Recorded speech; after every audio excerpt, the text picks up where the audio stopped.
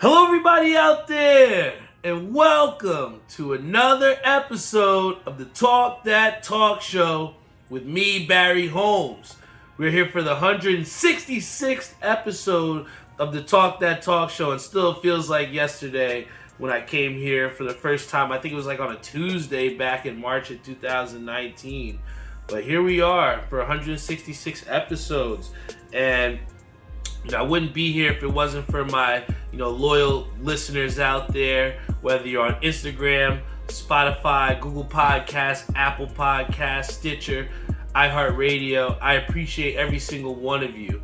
Big shout out to Major Willies, my boy Brian Spawn on Instagram Live, Flip, Antoine, Doc, Ishabad Crane. The whole gang is here. Strepo says, let's fucking go, Mets. Thank you so much, brother.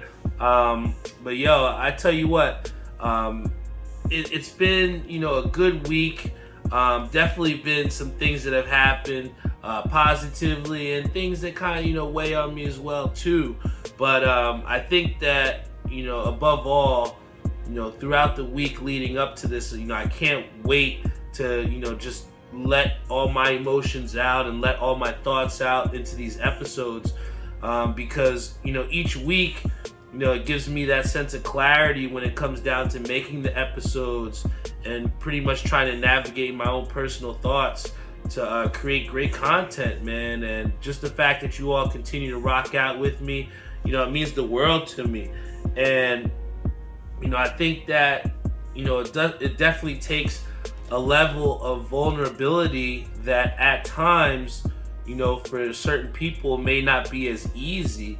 And I think that, through your own actions at times, even though you may have success with it, it may on the outside seem easy, but, the surface, the beneath the surface level things that go into, the success that you're building, at times can definitely be overlooked.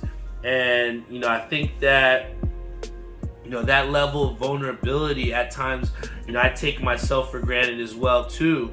One of the things that I wanted to do coming into this episode was, I wanted to do a raffle. And, I had just gotten these cards. We had been playing a lot of bowling, poker, at the lanes. So I decided, I was like, yeah, I'm about to get some cards and I'll try and raffle some on the show. And it was cool because, I had people that liked the status. I appreciate that. There's people that, saw the status, liked it, appreciate that. There's a lot of levels of support. But when it came down to it, not one person had, participated in the raffle. And, for some people, they could take that as failure. But, for me, I just take it as an opportunity for growth. I feel like too often, people are afraid to step out of their comfort zone or to try out different things because of failure, and I think that, failure is definitely something that you don't want to get used to, but at the same time, you don't want to let that hinder you from, being creative and doing different things, because at the end of the day, I didn't sell a single raffle ticket, that wasn't a success.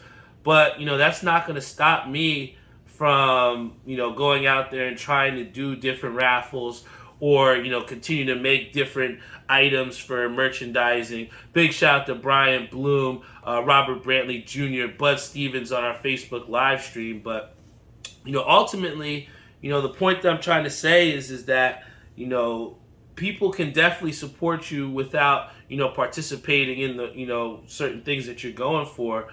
But at the end of the day, you can't let that lack of participation or failure of reaching your goals stop you from doing the things that you want to do or stop you from setting and achieving different goals that you have throughout your life.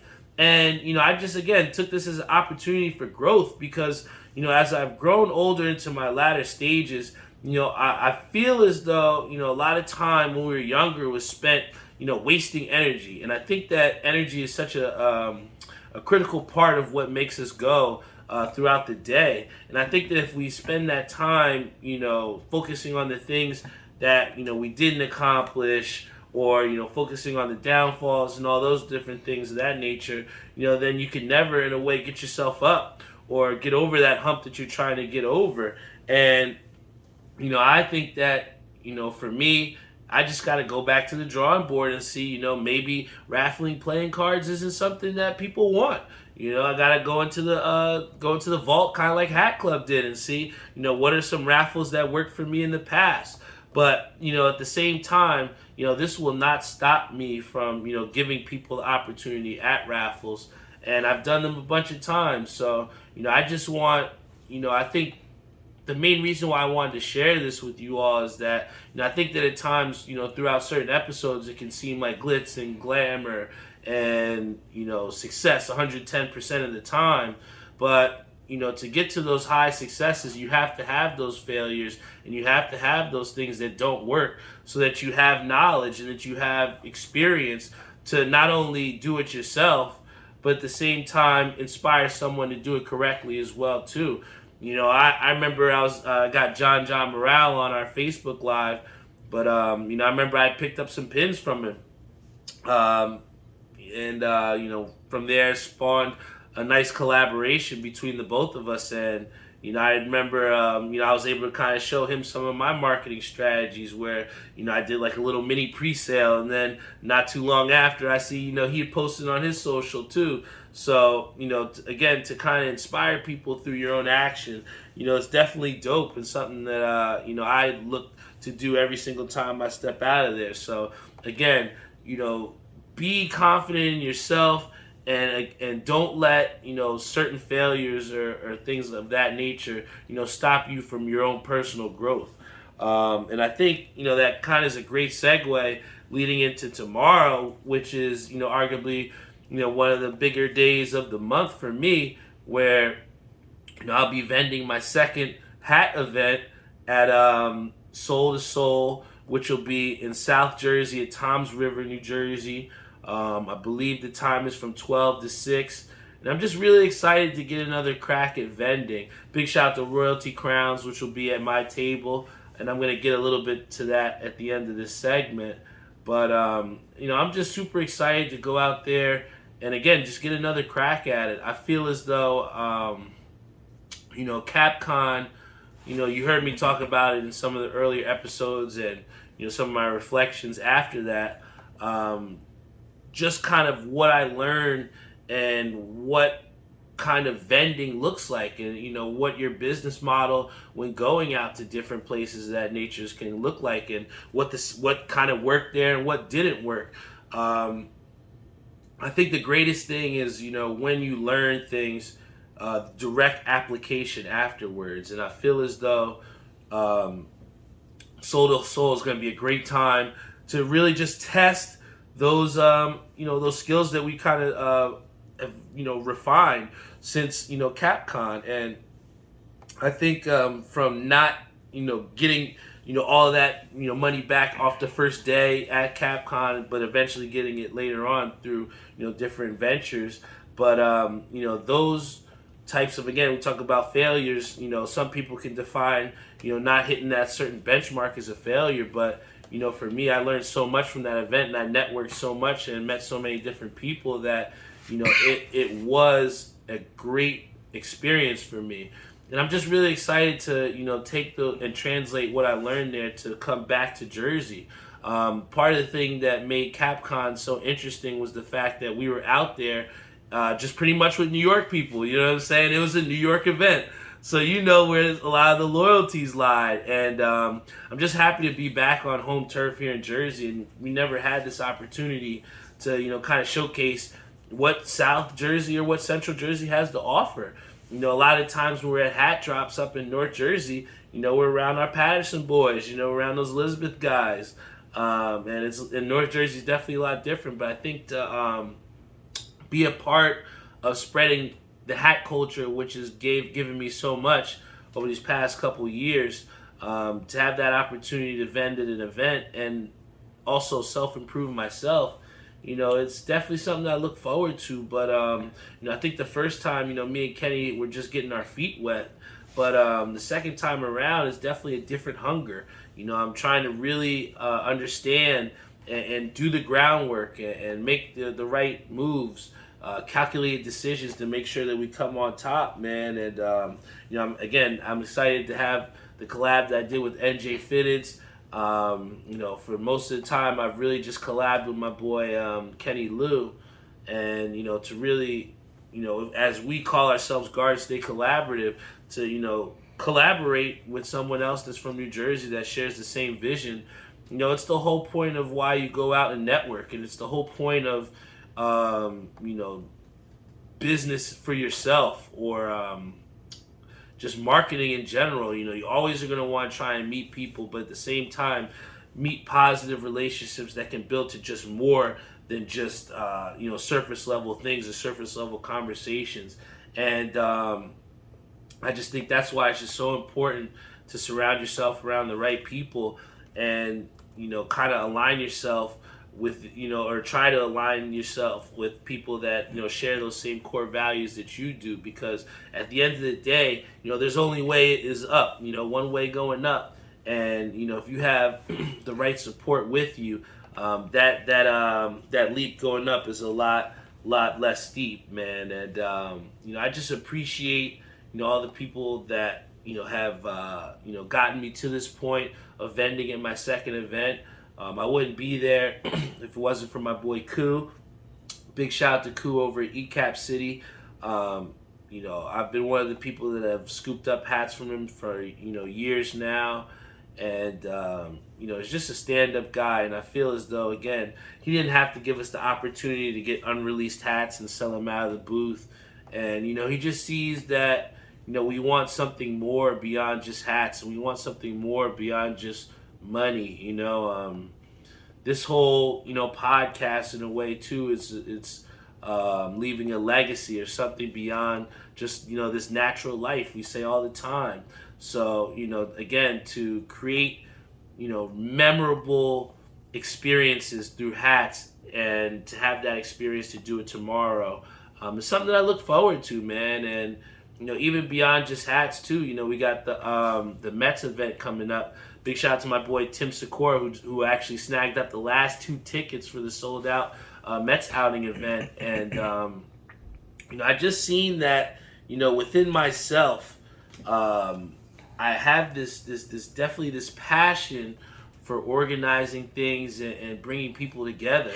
I mean, like I said before, when I had won some money in bowling, when I shot that $2.99, one of the things I wanted to do was buy everybody a drink that had bought me a drink, and just share good times with people. And I'm definitely a people person for sure.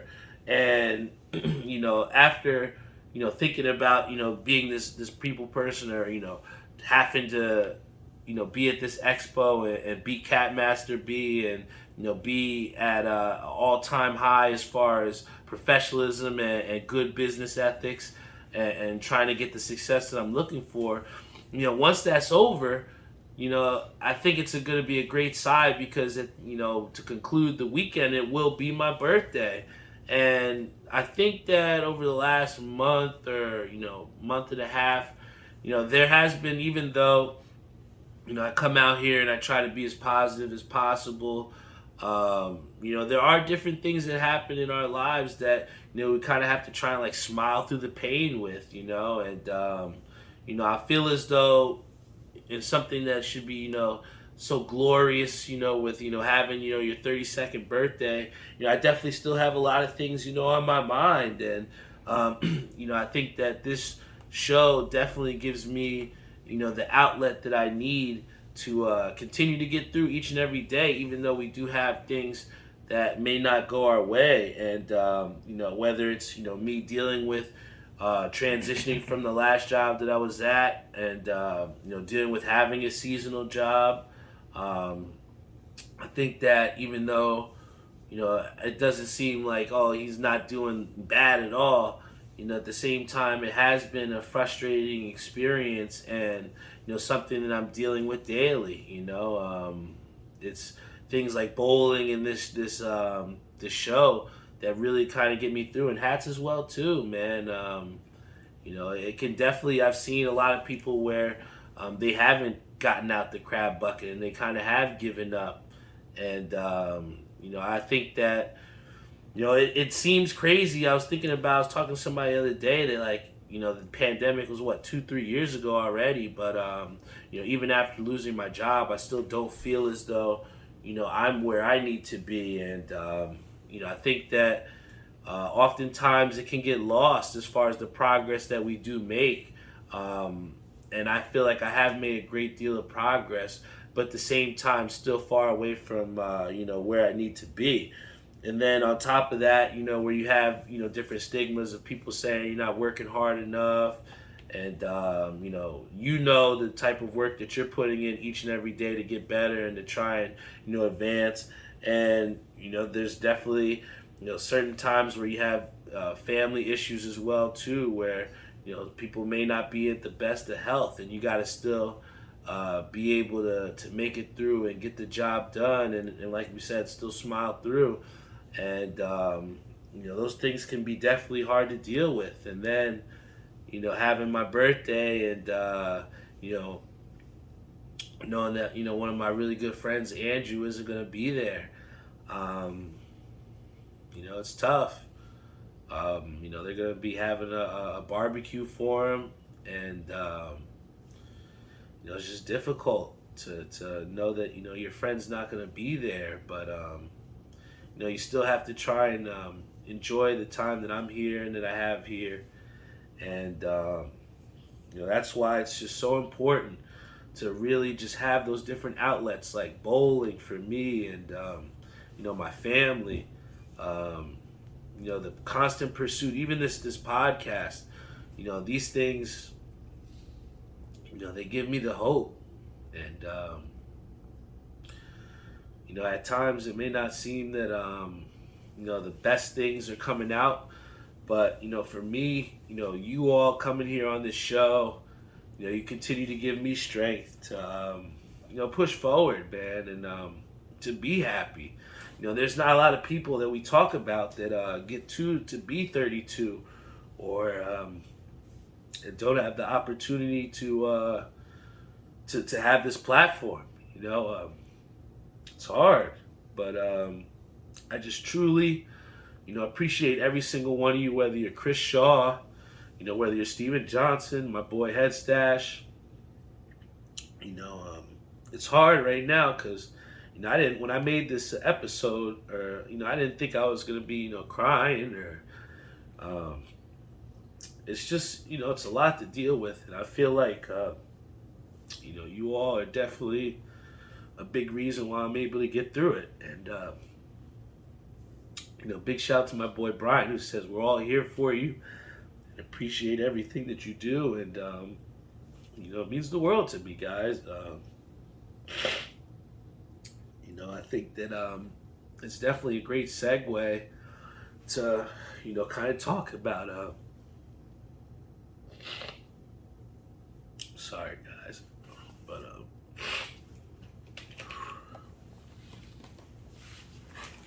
I definitely think it's, a good segue to talk about, some of the things that I look forward to, in this next year. And, I think that I have a lot to look forward to. One of the things that I'm happy about is the fact that, I really do feel like I've come into my own as a bowler, man. And, becoming so close with shooting that 299 game, it's kind of like inspired me in a way to see that, a lot of things that you may not think that are possible, man. And, I think that I have goals of, eventually shooting that 300 game or shooting that 800 game and, being a league champion and making the UBA playoffs. These are all things that I have, dreams of and aspirations of accomplishing, at the age of 32, man. And I think that, you all, again, sharing my experiences with you guys and, sharing the various accomplishments and achievements, it not only enables me to create new goals, but it helps me to just be who I am and be happy with who I am. I think that one of the things that, I really talk about as far as not just expanding this episode, but really just trying to inspire people through action. I think it's so easy, for people to, fall off the beaten path, or it's so easy for people to stop because, it's easy to stop. It's easy to just say you don't want to, fucking do it anymore. You don't want to go through things. But it takes, a stronger individual to keep standing up and to keep fighting, And I think that, to be able to inspire people through my own actions and through my own vulnerabilities, is part of what makes this show what it is, and, why, I have to keep going, why I have to keep pushing through, because, I want to tell a story too where, I talk about my aspirations as a bowler and, trying to get better. But, I think that at times in the past season before, I gotten off on not practicing and, being content, with certain results or with the team winning. But, I definitely wanted to get a little bit better. And that's why, when we set up these different threads for practices and stuff like that, I've really tried to be, the leader as far as trying to organize these practices and leading by example. And, through that, being able to try and set up practice sessions with my boy Lenny. And I've seen him do like leaps and bounds as a bowler, man. And, he's inspired me to keep fighting and to keep getting better and to go practice. And it was funny because at the end of Wednesday, it was a tough night for us because, we were riding a high, man. It was the first two games. We absolutely, stuck out some tough games, man. Made some key shots, and we stole a couple games. And then that third game, me and Lenny, we went out there swinging, and, we didn't exactly come out on top and wound up losing wood. But, Lenny had shot 700. I had shot a 616. And, we could have easily been content with just those scores, but we said, fuck it, man. Like, we got to go practice, dog. And we just got the balls out there. And it was funny because, Bernard, somebody who, we've been trying to, incorporate into the practices too, he said if initially he couldn't show up on Sunday, and then all of a sudden he showed up, and it's like, people show up to do the grind with you and to practice, it's a great feeling to not only be a part of that growth, but to at the same time inspire other people to grow with you, man. And I bring this story up again to say that there was a guy to the right of us that was bowling, and he was ass. Like, let's just keep it a buck with you, man. He was ass. And the thing was, one of our buddies was fucking with him, and he kept saying, like, oh, you're trash. And he was like, well, you know what? He's basically saying, like, oh, well, you know what? You can't beat me in any other, you can beat me in any other sport but bowling, da-da-da. And I just simply said to him, I was like, bro, instead of, getting upset and trying to argue and shit, we're just going to get nowhere, why don't you just come out and practice? Just get better. And we went out, me and Lenny, and we practiced. And then when I looked to the right of me, that same dude that was arguing, he had took out a pair of lanes, and he started practicing. And, that's the shit that I'm talking about, man. It's like, you never know what your actions can do to inspire the next person. And that's why, I believe so strongly in, being that leader or, being that example that, everything that you want, it's going to take hard work, man. Even this episode, man, this show, we've made it to 166 episodes. And, one of the songs that Ransom, his on his latest album, it's called Overnight Success. And he said there's no success overnight, man. And I've literally put my blood, sweat, and tears into 3 years of this, 3 years.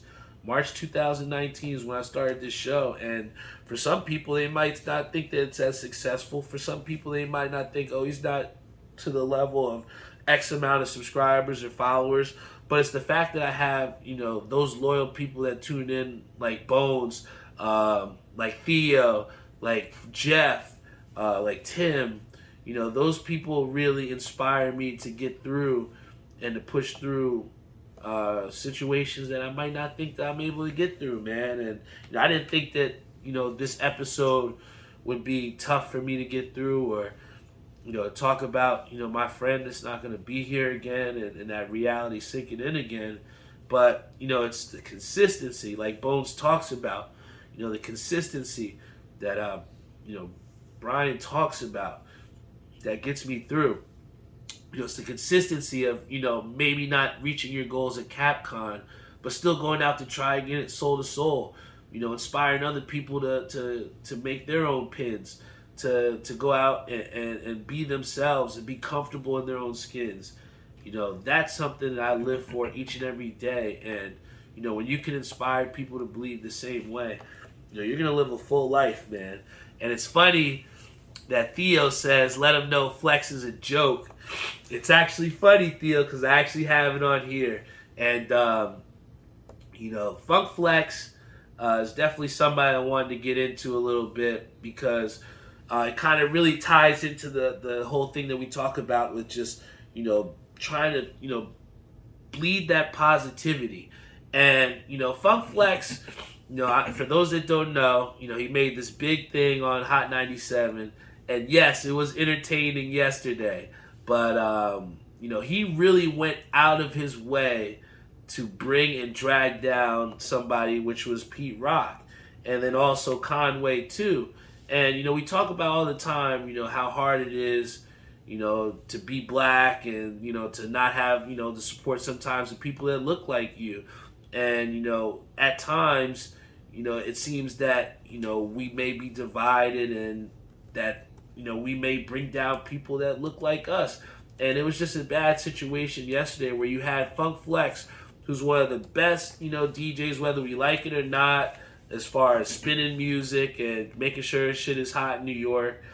And it's entertaining, but at the same time, it was really it was kind of whack. When I was talking to my boy Ish about it, where he's bringing up how a guy got beat up and taken to the ATM, and about how there's lawsuits and paperwork from snitching and stuff like that. And to air all that out on radio and stuff, yeah, it's cool and it's entertaining, but I immediately thought about how many times where I was in college or somewhere else where things may have got sour, and then people just immediately, their first reaction is to air everything out. And I think that what Theo talks about is just the point that I'm trying to make here is that a lot of times, and I talked about earlier in the episode, where energy is wasted in giving our attention and efforts and energy into things that don't matter. And I think that with Funk Flex, he kind of highlighted what kind of happens with a lot of us, where we waste a lot of time, and we waste our platforms, and we waste our energy trying to bring other people down. And anybody that you've seen me talk about, I've only tried to bring the most honest reflections on, and just try to speak the best truth to my knowledge. And but at the end of the day, you're never going to want to try and bring anybody down. And even though for some that radio was entertaining yesterday, and literally he went on for a good 45 minutes to an hour, just no music, just talking shit, man. And for some people that might be enough, and for some people that's entertaining. But for me and Theo, and for other people out there too, I just think the bigger picture is that so much time or our energy is wasted bringing other people down, when we could really use it to bring ourselves up and bring the next person up with us. Like, I see my boy Cody at the gym, and he was just so hyped to say, like, just how much he had been going through to get better at the gym. And sure, he may post the shirt off pics that are a little weird, but at the end of the day, it's that consistency to continue to put out that content that may inspire someone else. I think that it's definitely inspired me to see him go through what he has in the gym and to see direct results, man. Part of the goal, or one of the goals that I have, being at 32, is to try and get back to that max. We talk so much about being, comfortable in your own skin and being happy with yourself. I had an experience at the gym just this past Monday where for so long I've been trying to get up 225 and I just couldn't get through it. And I finally was able to do it with no help. And I didn't even care if anybody was around. I don't care if it looked corny. But I just was like, yeah, boy. Like, I was just so hyped. You got people out there that's probably lifting 280, 300 around you. But for me, that 225 was a little win for me. And it kind of just propels you forward in the right direction. So, I think that those are the things that we should spend our time highlighting, and those are the places that we should put our energy, as opposed to bringing someone else down and trying to highlight someone else's downfall. That shit was corny. So Funk Flax is a great DJ, but he's just got to do better, man. The last thing that I definitely want to talk about here before I get off the air is we got to talk about the Knicks, how they've been in trade talks with Donovan Mitchell. And this is all I'm going to say, because a lot of the talks that we're talking about right now are preliminary. We don't know, to the extent of how serious this is or whether it's just hearsay. But all I will say is that, Donovan Mitchell will help the New York Knicks. He 100% will. It just is a matter of what will it cost the Knicks. And do I think Emmanuel Quickley is expendable? I do. Do I think Derrick Rose is? Yes. Do I think also about Evan Fournier? I think regardless, he is going to be gone. The Knicks are going to try and get rid of some of these contracts to get Donovan Mitchell. But I think the kicker of the trade, and what a lot of people are worried about, is a lot of the draft picks that the Knicks are going to have to give away. And I've heard it's been up to between 5 to 7 draft picks, which we see from the Nets how it can really hurt your franchise for many, many years. But is that the risk that the Knicks are willing to take? And I feel like, the Knicks have made so many risks that, haven't really panned out. And, with them signing Jalen Brunson, they spent a lot of that money getting a guy who is definitely a established role player. But we don't know if he's a superstar. We don't know if he's worth that superstar money yet. So to surround him with the best people around him to get him to be at his best production, the Knicks are going to have to make a move. And I said this before, that team that we just have right now, after trading away, Alex Burks, after trading away Nerlens Noel, that team, I don't know if it's a playoff team. I don't know if they got better. Jalen Brunson definitely helps, but I don't know if that's a playoff team. They're definitely going to need some more help. But at the bottom line, if you have a chance to get Donovan Mitchell and it requires, trading some of those draft picks, that's why you got a Leon Rose to make these decisions, to make those tough decisions. And if that means that, hey, the Knicks might not pick in the next 2 years, but you get a chance at Donovan Mitchell, who just re-signed for, and he's going to be there for, quite some time. You got to take advantage of the core talent that you have with R.J. Barrett, who's consistently getting better. My boy Jeff said he's a big part of the Knicks' success, and he's 100% right. So, you got to take those pieces where Julius Randle can maybe get excited again and maybe want to get better. And I think that if you do land a Donovan Mitchell, now you can seriously talk about the Knicks being a potential landing spot for multiple people outside of just Donovan Mitchell.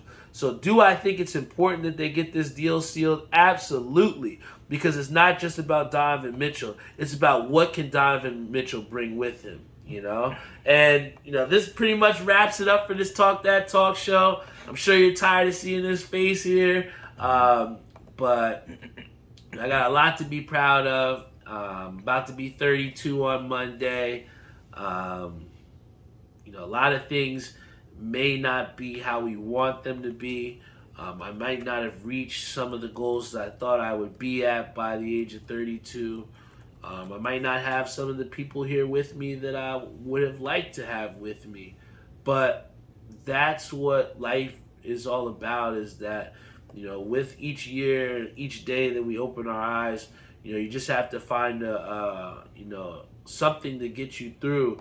And, for me, it's been inspiring people through action, man.